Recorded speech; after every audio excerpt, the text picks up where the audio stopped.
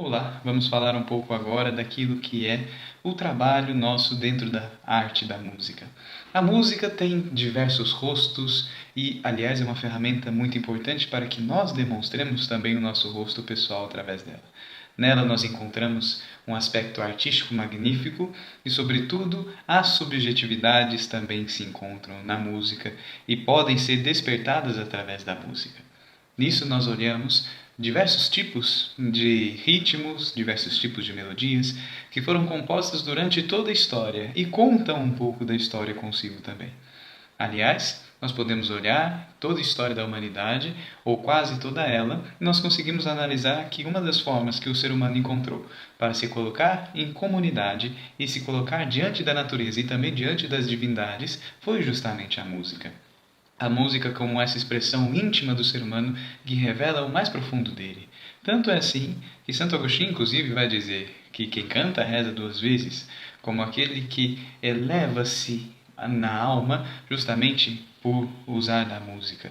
Também nós vemos, pelos estudos modernos, que a música, e ainda mais quem toca os instrumentos musicais, é capaz de usar os dois lados do cérebro de uma só vez.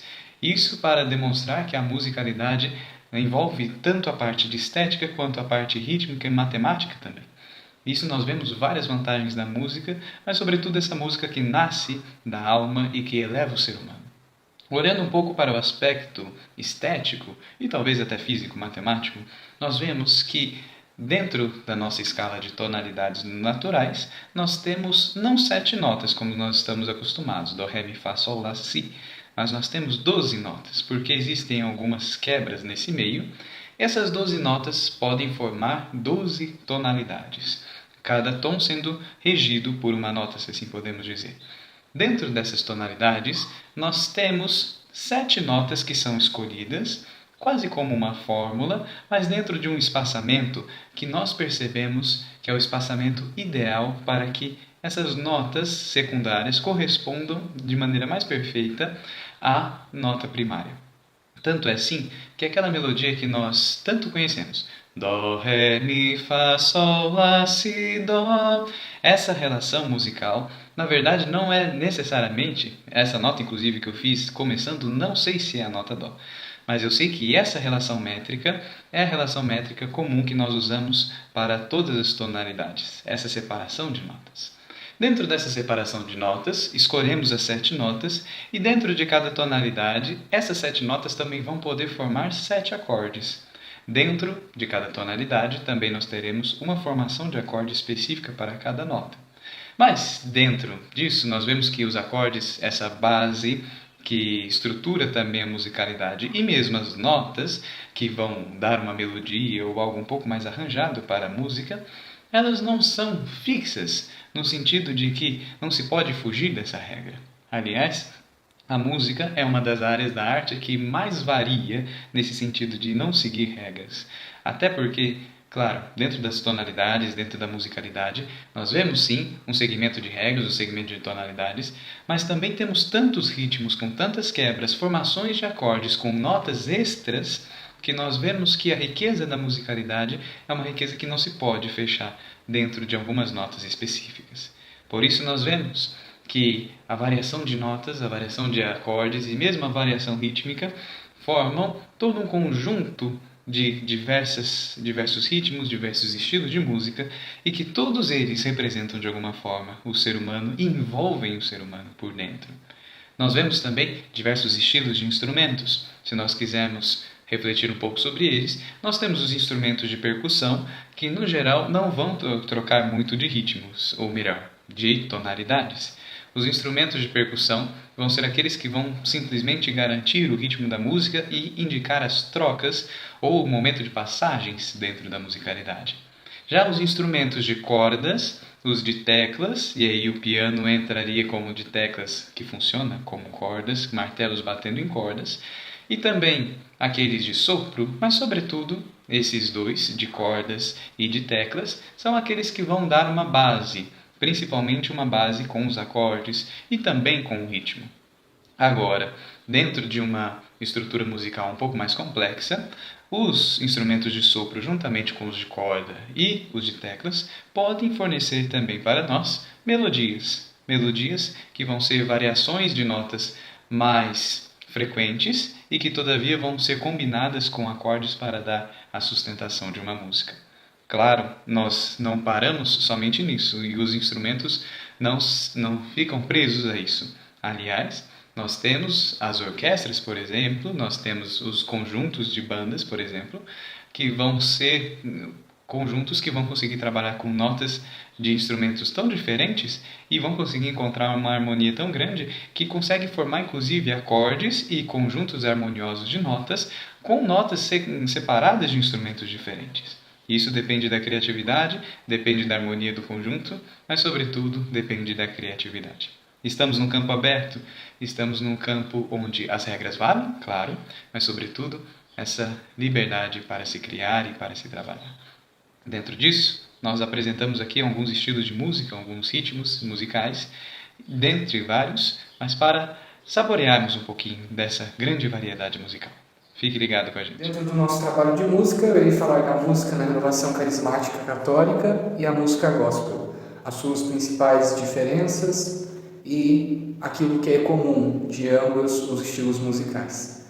Então, a renovação carismática católica, a RCC, é um movimento que se origina nos Estados Unidos da América, no final da década de 60, que é inspirado no movimento pentecostal protestante, surgido também nos Estados Unidos no final do século XX. O surgimento da RCC ocorreu pouco tempo após o Concílio Vaticano II da Igreja Católica, que trouxe uma maior abertura à Igreja para a participação dos fiéis e o diálogo com outras religiões. Trazendo fortemente essas duas características, a RCC teve uma grande ação na Igreja, sofrendo grande rejeição no início e sendo aceita pouco a pouco.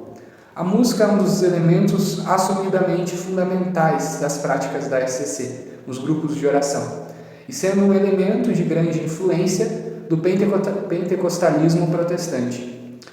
Uma vez que a Igreja Católica não estabelece regras rígidas para as práticas musicais na RCC, o fazer musical carismático desenvolveu-se livremente, diretamente ligado às músicas pentecostais protestantes no início, e pouco a pouco ela vai adquirindo características próprias.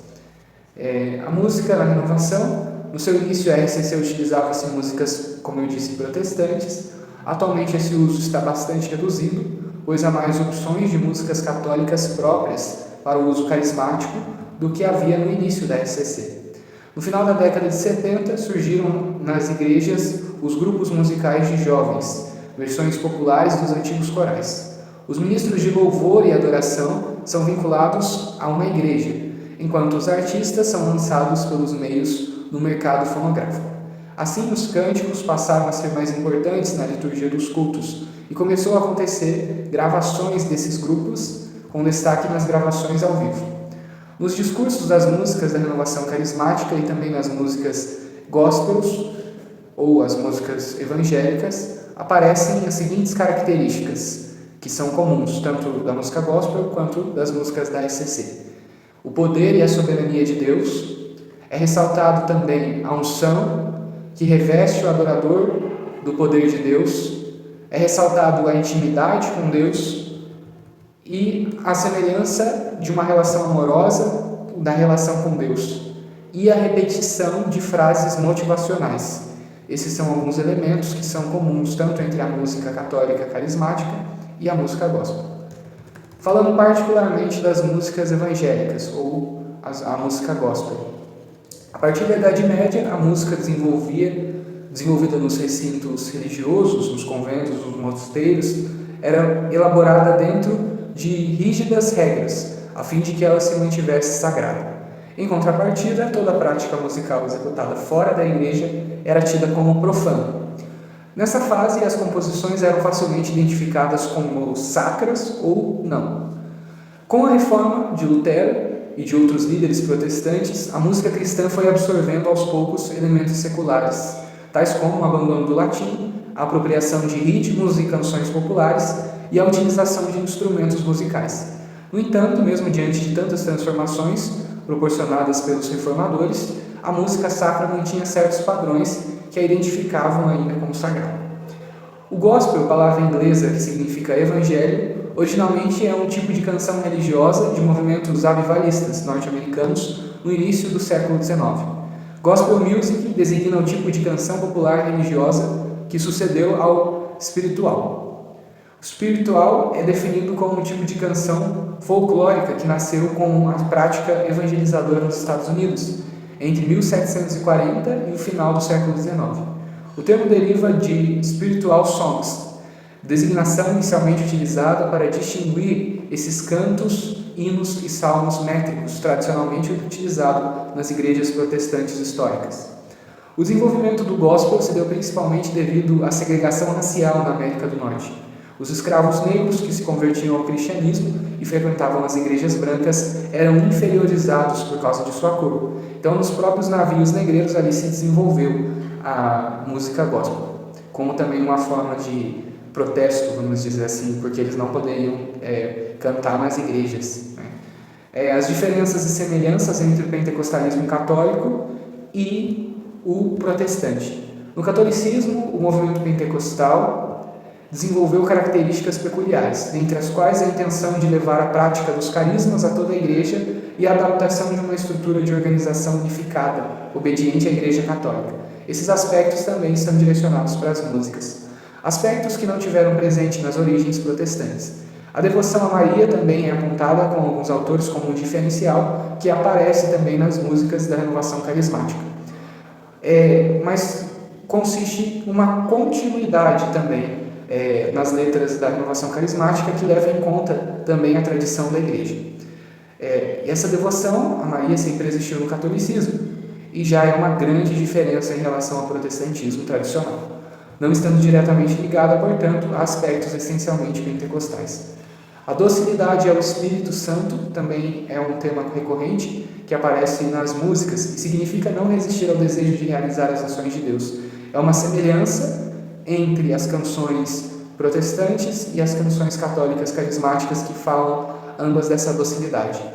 Nos momentos de oração e cantar em alta voz, erguer as mãos, são práticas que são comuns nesses grupos musicais. Um aspecto semelhante que aproxima a RCC do pentecostalismo protestante e representa um diferencial em relação aos outros aspectos da espiritualidade católica é o forte teor emocional das orações carismáticas, que também é utilizado nas músicas, tanto católicas, carismáticas, quanto nas músicas protestantes. A questão do forte teor emocional é muito grande. Falaremos um pouco de ópera. A ópera surgiu da união da poesia dramática e da música. Rastros de sua origem podem ser seguidos até a Grécia Antiga, quando grandes dramaturgos já usavam corais musicais na encenação das emocionantes tragédias gregas. Além de ter esse DNA helênico, a ópera também possui como ancestrais os dramas bíblicos, encenados na Idade Média. Sua origem moderna, porém, ainda rende muita discussão entre críticos e historiadores musicais. A ideia mais aceita é de que a ópera, como a conhecemos hoje, surgiu por meados do século XVI na Itália, quando músicos, cantores, poetas e dramaturgos se reuniam para produzir espetáculos batizados como as comédias madrigais. Sendo assim, a primeira ópera datada da história musical ocidental é Daphne, de Jacopo Peri. Porém, este estilo ganha vida mesmo com Cláudio Monteverdi em suas famosas obras La Ariana e Orfeu. La Ariana ela se encontra perdida com o tempo. A única coisa que encontramos hoje é um enxerto dessa belíssima obra, um recitativo chamado Lamento de Ariana.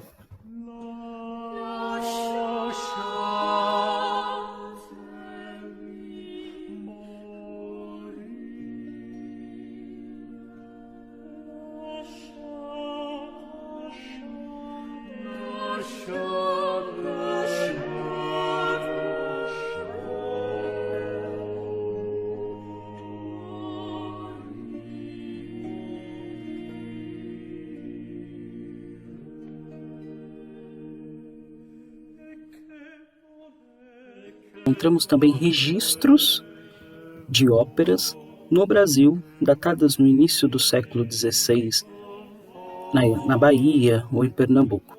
Admiradores, como Dom João VI, encomendaram uma obra do padre carioca José Maurício Nunes Garcia, escrita em italiano, como mandava a tradição, que deveria ter sido encenada em 1809.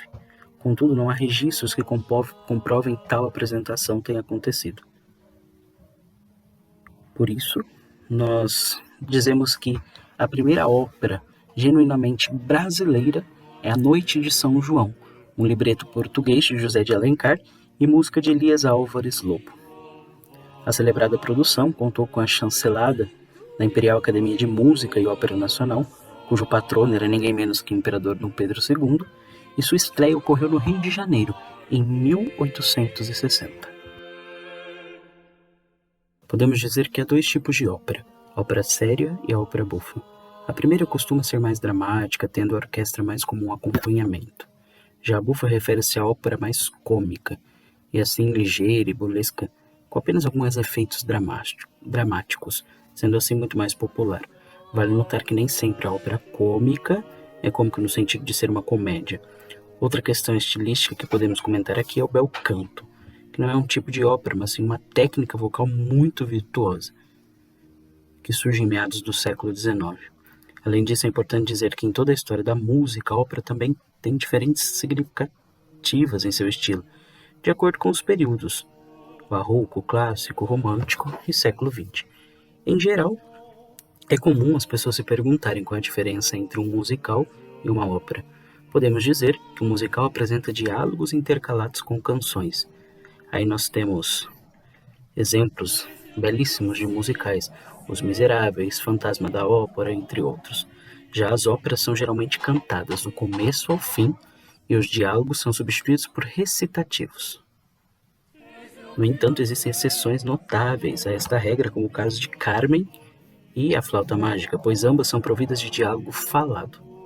Por outro lado, alguns musicais, como já citei Os Miseráveis, são cantados ao longo de todo o espetáculo. Assim, no mundo clássico, essas peças são chamadas muitas vezes de óperas populares, pois mantêm uma proximidade com a ópera clássica. Outra importante diferença é que em um musical os cantores principais também dançam. Já na ópera podem ser encontrados alguns balés, elaborados com dançarinos especializados.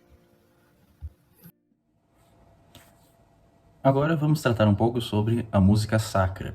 De acordo com o pesquisador Ewan Michael Lang, que é também um sacerdote oratoriano da Universidade de Londres, a arte religiosa é diferente da arte sacra, e o mesmo também se aplica à música. A arte religiosa, bem como a música religiosa, ela trata da subjetividade do artista sobre um tema de religião, ao passo que a arte e a música sacras têm o intuito de, a partir dessa subjetividade do artista, elevar o contemplador a uma realidade sublime, religiosa, professada por esse artista ou por alguém que tenha encomendado a sua obra. Por isso, vamos estudar então, brevemente, 3 religiões e sua abordagem a esse tema.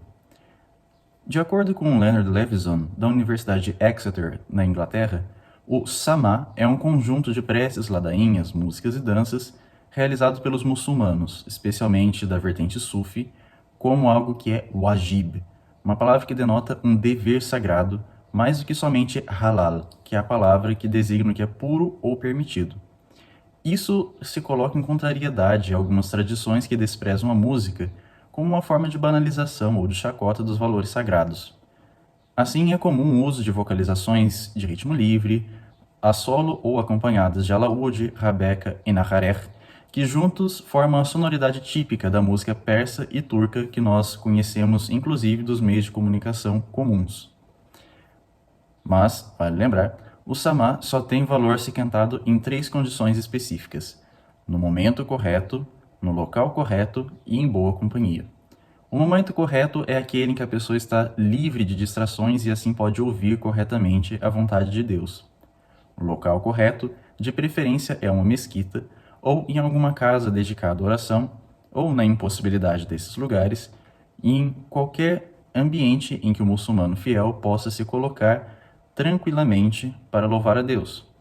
Tudo isso em boa companhia, que é junto a outros muçulmanos adeptos ao mesmo estilo de louvor, de forma alguma diante de pessoas não iniciadas na fé islâmica, E também não se aceita que esse tipo de culto seja realizado diante daqueles muçulmanos que não gostam da prática musical, para que não haja tensões durante o momento de louvor. Por outro lado, para Saul Kirschbaum, da USP, a música judaica tem um desenvolvimento muito complexo, com um florescimento cultural diante das outras nações muito expressivo na Idade Média, na Península Ibérica, principalmente por causa do contato dos judeus com os outros povos, enquanto o povo judaico já estava bastante reduzido em números. Mas nós podemos acompanhar essa religião bastante antiga, já tendo seus preceitos musicais bem estabelecidos, como é visível nos Salmos, especialmente os de Davi.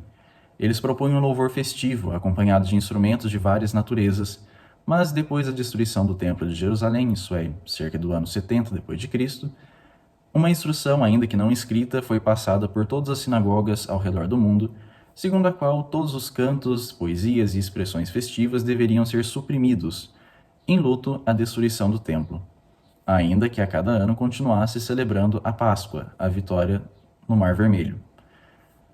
No entanto, de acordo com um trio de pesquisadores ingleses da Associação Europeia de Cantores, existem 4 tipos de piyutim, que são os cantos litúrgicos judaicos. Primeiro são os leyanen, que são os cantos da Torá e da Haftará, ou seja, aqueles escritos musicados da lei e dos profetas. Suas melodias são antiquíssimas porque são passadas por tradição oral. Existem também os nusar, que são os cantos tradicionais que variam de acordo com a oração recitada na sinagoga, ou seja, se é de manhã ou de tarde, se é no tempo da Páscoa ou nos outros tempos do ano. Ainda os Misinai, que são as músicas compostas pelas tradições de oração do Monte Sinai, e ainda as composições posteriores, especialmente posteriores à destruição do Templo de Jerusalém pelos estudiosos da fé judaica, que ainda assim são veneráveis por causa da sua origem ou da sua idade, e acabaram influenciadas pelo contato com as elites de outras religiões para que os judeus não desaparecessem completamente da Europa. Por fim, Ewan Michael Lang fala sobre a música sacra na religião cristã, mais especialmente católica. Para ele, a música sacra católica evoluiu até o ponto de ser incorporada harmonicamente no culto público da igreja. Evoluiu de onde? A partir de qualquer tradição que tenha surgido, dada a catolicidade da igreja. Isso significa a universalidade.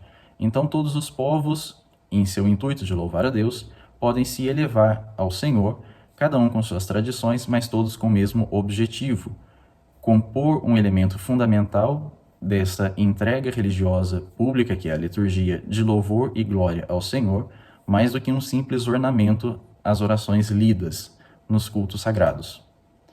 De acordo com o Papa Emérito Bento XVI, a interpretação do documento Sacrosanctum Concilium do Concílio Vaticano II não deve seguir o que alguns teólogos como Karl Rahner ou Herbert von Himmler, para quem a música da liturgia pós-conciliar deveria ser só utilitária, muito simples e popular, deixando as formas esteticamente mais desenvolvidas ao longo dos séculos só para as catedrais e mosteiros. Não, para Bento XVI, o que marca a música sacra da Igreja Católica, como toda a liturgia da Igreja, é a sua nobre simplicidade. Uma expressão da lex orandi, lex credendi, a forma de orar que influencia diretamente na forma de crer, e as duas na forma de viver dos cristãos. De início, os cristãos, que faziam parte do culto da sinagoga e depois nas catacumbas celebravam a fração do pão, a Eucaristia, esses cristãos primitivos buscaram já se distanciar do uso musical dos judeus nas suas próprias celebrações. Então eles foram deixando gradualmente os instrumentos. E esse canto sem acompanhamento chegou, no final do primeiro milênio, ao que conhecemos como o canto gregoriano, com sua sonoridade específica e um jogo de regras completamente específico, baseado nos modos da Grécia Antiga e não nas tonalidades musicais que nós temos atualmente. Não obstante, foi a notação musical do canto gregoriano que possibilitou a notação moderna como nós conhecemos hoje. Com o passar dos tempos, o acompanhamento do canto gregoriano em níveis acima ou abaixo de tons, a polifonia, foi permitida, bem como o órgão de tubos, por causa da sua sonoridade constante e que, de acordo com os músicos das épocas medievais, é o que melhor elevava a Deus. Essa opinião continua sendo tida pela Igreja depois do Concílio de Trento, que, diante das obras virtuosíssimas do Barroco, decidiu: a arte sacra deve levar a alma a Deus e não fixar somente na arte. Por isso, grandes composições de óperas e outras diversas nascentes expressões musicais foram deixadas para a arte religiosa e não para a arte sacra. Essa ainda é a opinião da Igreja no Concílio Vaticano II, para o qual todas as culturas têm muito a contribuir para a liturgia, desde que isso não seja para exaltar a cultura em si, mas para que todos os povos louvem a Deus. Porque o que importa é a palavra e o texto proclamado em canto. E assim, nós podemos resumir todas essas expressões de música sacra, ainda que de diferentes religiões, com alguns aforismas ou máximas de Santo Agostinho. De acordo com ele, quem canta reza 2 vezes, e ainda a arte é uma via de contemplar a Deus, o sumo bem, o verdadeiramente belo, por meio dos seus transcendentais.